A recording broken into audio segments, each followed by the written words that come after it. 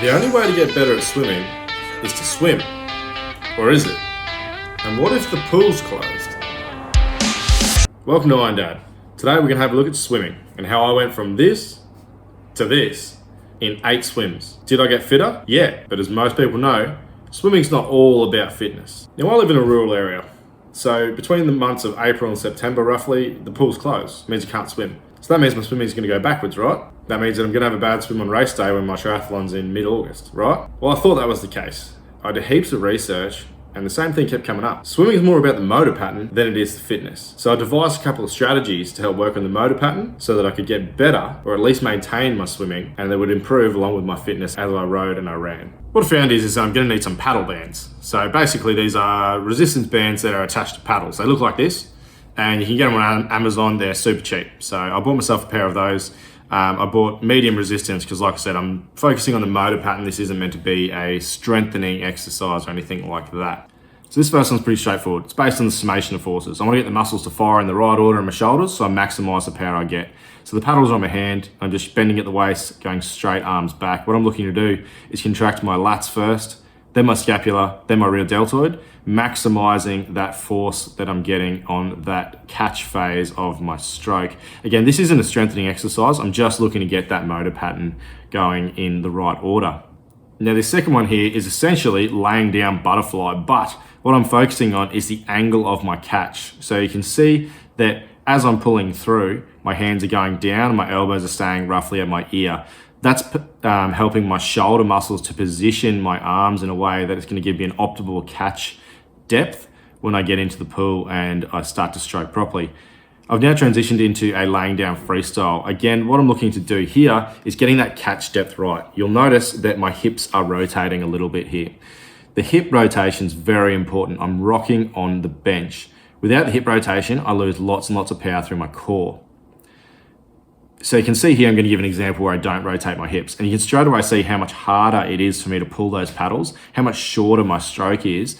And you can notice that my hips aren't rocking back and forward through that motion. Now you can see I'm starting to rock again. You can see I'm getting length and I'm getting power in that stroke with the same effort. All right, so that's basically the first 2 phases. Essentially what we're trying to do is get your lats into your scaps, into your rear deltoids to fire in the right order to get the summation of forces in your stroke. So it's nice and smooth and everything's adding together to give you a nice powerful stroke. The next thing that we're looking at is getting that body rock going in the water. Okay, so the body rock is really good, a really good way to add power to your kick without actually having to add any effort to your kick. On the plus side of that, it adds power to your catch and power to your stroke as well. So really focusing on rocking back and forth in your hips. I like to think of it as swing from side to side.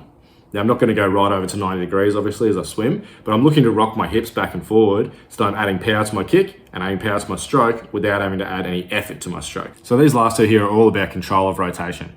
So this one I'm looking to control my rotation through my hips. I'm really focusing on my lower abdominal muscles and really controlling the movement from my hips. So when we do that rocking motion as we swim, we have absolute control of how we move back and forward.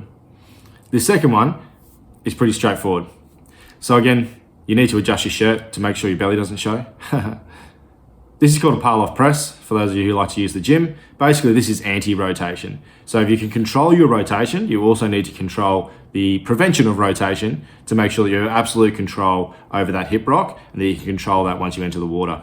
So that's essentially how I trained swimming without being able to swim. I focused on the motor pattern. I did experiment with some different intensities to try and replicate some zone 3 efforts and things like that. You need to be fairly body aware to do that.